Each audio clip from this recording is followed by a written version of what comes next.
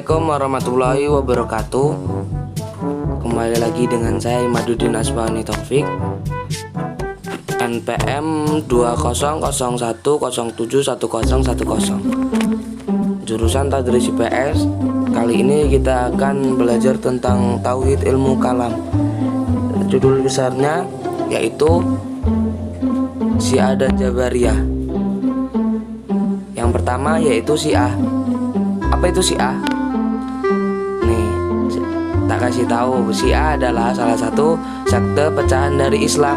Dalam keyakinan Syiah dikatakan bahwa Rasul dalam agama Islam Muhammad menunjuk Ali bin Abi Thalib sebagai penggantinya dan imam setelahnya, terutama pada acara Hadir Qum, tetapi gagal menjadi khilafah sebagai akibat dari insiden di Sakifah. Selanjutnya, sejarah Syiah. Mengenai kemunculan Syiah dalam sejarah terdapat perbedaan di kalangan ahli. Menurut Abu Zahra, Syiah mulai muncul pada masa akhir pemerintahan Utsman bin Affan, kemudian tumbuh dan berkembang pada masa pemerintahan Ali bin Abi Thalib. Nah, jadi di Ali bin Abi Thalib itu Syiah itu udah mulai menunjukkan jati dirinya gitu. Adapun menurut Wet, Syiah baru benar-benar satu kelompok mendukung sikap Ali. Nah, jadi di zaman Ali ini ada dua golongan yang muncul. Yang pertama Syiah, yang kedua Khawarij. Syiah itu yang pro bener sama Ali, pro kayak ibaratnya mendukung bener sama Ali. Nah, terus kalau yang Khawarij ini yang ibaratnya keluar jalur. Nah, kalau sekarang itu kayak teroris gitu loh Khawarij itu. Nah, lanjut. Kalangan Syiah sendiri berpendapat bahwa kemunculan Syiah berkaitan dengan masalah pengganti Nabi SAW. Mereka menolak khilafah Abu Bakar, Umar, Utsman dan tiga itu aja. Karena dalam pandangan mereka hanya Ali bin Abi Thalib yang hendak menggantikan Nabi SAW. Diceritakan bahwa Nabi pada saat itu mengatakan bahwa orang yang pertama menemukan ajakan masuk Islam itu Ali bin Abi Thalib, bukan Abu Bakar, bukan Utsman, bukan Umar bin Khattab. Nah, dari situ Syiah meyakini bahwasanya kalau penggantinya Muhammad itu, Nabi Muhammad itu Ali, bukan yang lain. Nah, gitu. Selanjutnya, pokok-pokok ajaran Syiah. Dalam Syiah terdapat apa yang namanya usuluddin, pokok-pokok atau pokok-pokok agama, dan ufuddin, masalah penerapan agama. Syiah memiliki 5 usuluddin. Yang pertama yaitu tauhid, bahwa Allah Subhanahu wa taala adalah Maha Esa. Kedua, al-adl, bahwa Allah Subhanahu wa taala adalah Maha Adil. Yang ketiga, an-nubuwah, bahwa kepercayaan Syiah meyakini keberadaan para nabi sebagai pembawa berita dari Tuhan kepada umat manusia. 4, al-imamah, bahwa Syiah meyakini adanya imam-imam yang senantiasa memimpin umat sebagai penerus risalah kenabian. 5, al-manhaj, bahwa akan terjadi hari kebangkitan. Nah, pokok penyimpangan Syiah secara umum. Nah, pokok-pokoknya yaitu pertama yang tadi yang sebelumnya, Syiah itu memiliki rukun iman. Yang pertama yaitu rukun imannya cuma ada 5. Kalau kita kan 6 ya. Nah, ini cuma 5. Yang pertama yaitu tauhid. Ya, kita ada juga tauhid. Al-adl, keadilan Allah Subhanahu wa taala. 3, nubuwah, kenabian. 4, imamah, kepemimpinan imam setelah kenabian. Al-ma'ad, hari kebangkitan dan pembalasan. Nah, Syiah juga punya rukun Islam. Kalau kita rukun Islam. Nah, kalau Syiah rukun apa ya? Rukun Syiah paling ya. Canda Syiah. Syiah tidak mencantumkan syahadatain dalam rukun Islamnya, yaitu satu sholat, zakat, puasa, haji, 5 wilayah perwakilan. Nah, tuh kan udah mulai janggal di sini. Sekarang ini, nah jadi sekarang ini Syiah itu ngakuin ya bahwasanya Al-Quran itu udah diubah, udah bukan asli lagi, bukan yang dari Nabi Muhammad, udah diubah sampai sekarang. Nah gitu. Sesat bener ini sumpah. Selanjutnya itu 12 imam dalam Syiah nih. Ini diperhatiin. Jadi kalau orang Syiah itu membahas sahabat Nabi selain ke-12 ini, pasti dia marah. Dia nggak senang. Bisa dibuktiin kalau ada orang Syiah, kita mau membuktikan Syiah itu Syiah apa bukan, bisa kita nanya tentang Abu Bakar, Umar, Utsman. Pasti orang-orang Syiah ini yang keyakinannya Syiah ini pasti jelek-jelekin ketiga khalifah ini. Padahal ya salah satu ketiga ini ujung tombak Islam bener pada masanya. Nah, kembali ke pembahasan, yaitu yang pertama Ali bin Abi Thalib. Tadi Ali bin Abi Thalib ya. Kedua Hasan bin Ali, itu anaknya Ali. Jadi Ali ini punya anak 2 kembar, Hasan dan Husain. Nah, ini salah satu tokoh terbesarnya Syiah, yaitu Husain, ketika itu perang Siffin. Nah, jadi Husain ini terpenggal kepalanya. Kalau kita itu hari besar Asyura, nah kalau dia Karbala. Nah, di peristiwa Karbala itu memperingati matinya Husain atas kepenggalnya kepalanya Husain tadi itu. Nah, jadi peristiwa Karbala itu pakai senjata tajam gitu ya, kayak golok, celurit. Nah, itu dibacok-bacokin ke badannya. Nah, gitu. Pokoknya serem lah. Yang keempat yaitu Ali bin Husain. Yang kelima Muhammad bin Ali. 6 Ja'far bin Muhammad. 7 Musa bin Ja'far. 8 Ali bin Musa. 9 Muhammad bin Ali. 10 Ali bin Muhammad. 11 Hasan bin Ali. Yang terakhir Mahdi. Nah, Mahdi ini yang dimaksud Mahdi ini yaitu tadi Imam Mahdi di akhir zaman. Tapi bukan Imam Mahdinya kita, beda. Imam Mahdinya dia sama Imam Mahdinya kita beda. Selanjutnya, perbedaan antara Syiah dan Sunni itu apa? Nah, perbedaannya, Sunni sebagai penganut ajaran Islam. Yang pertama, menganggap ajaran Syiah menyimpang dari apa yang diajarkan oleh Nabi Muhammad SAW. Dan sebaliknya, Syiah menganggap ajaran mereka yang benar.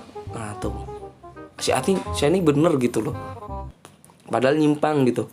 Padahal Nabi Muhammad gak pernah memperingati hari Karbala, gak pernah ngomong bahasanya gini, wahai umatku, kalian dibolehkan nikah mut'ah. Nah, di sini Syiah itu menghalalkan nikah mut'ah atau nikah kontrak. Tuh, padahal yang nggak boleh dalam Islam itu nikah mut'ah, nikah kontrak, nikah apa lagi itu. Nah, udah nyimpang bener. Nih di Timur Tengah dulu di Suriah itu berkecamuk perang antara Sunni dan Syiah. Wah, itu masya Allah ngerinya. Kalau cari aja di YouTube, aku lupa nama channelnya. Itu serem, sadis, udah kayak bukan manusiawi. Selanjutnya pembahasan kedua yaitu Jabariyah.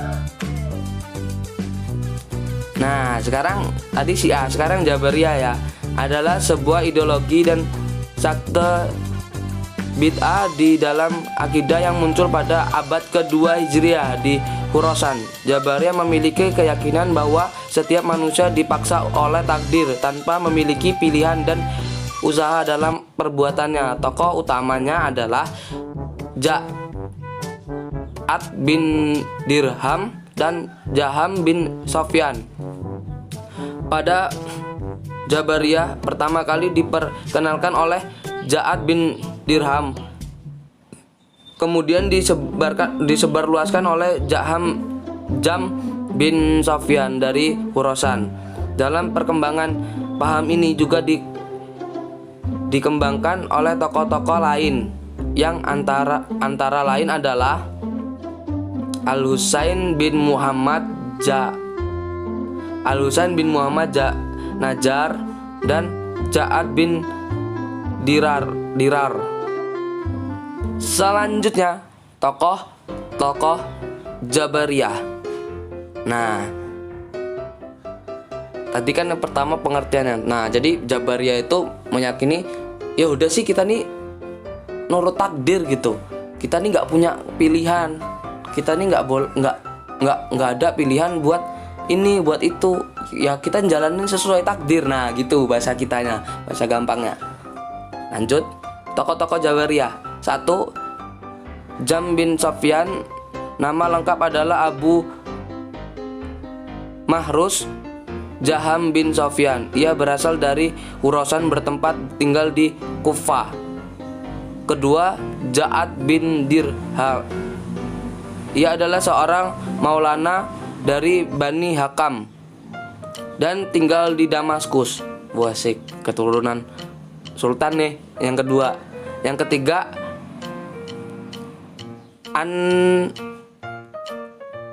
apa sih ini bacanya bingung aku juga. An-Najjar. Nama lengkapnya adalah Husain bin Muhammad bin Najjar.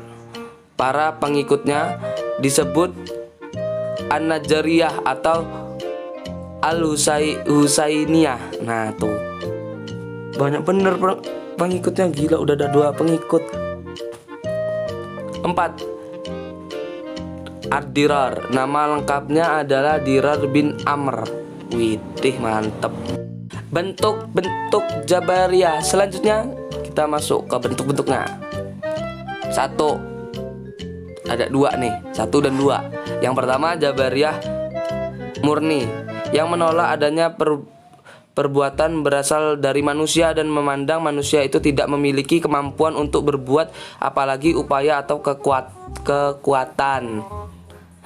Semua perbuatan adalah milik Allah semata, sehingga manusia hanya seperti kapas yang diterpa angin, yang sama sekali tidak memiliki apa-apa dan tidak bisa berbuat apa-apa. Nah, ini yang murni nih. Jadi yaitu tadi, kita nih nggak bisa ngapa-ngapain. Kita mau gini ya itu udah qadarullah, itu udah takdir Allah. Nah gitu. Kedua, Jabariyah pertengahan atau moderat. Ada juga ya Jabariyah moderat, yaitu yang mengakui adanya perbuatan manusia namun perbuatan manusia tidak membatasi. Jabariyah moderat memiliki Jabariyah moderat masih menganggap bahwa manusia memiliki kekuatan pasif yang diberikan oleh Allah Subhanahu wa taala. Artinya manusia tidak seperti benda mati, melainkan tetap mempunyai kekuatan dalam perbuatan meskipun peranan itu adalah pasif. Nah, kalau ini emang kita jadi gini nih.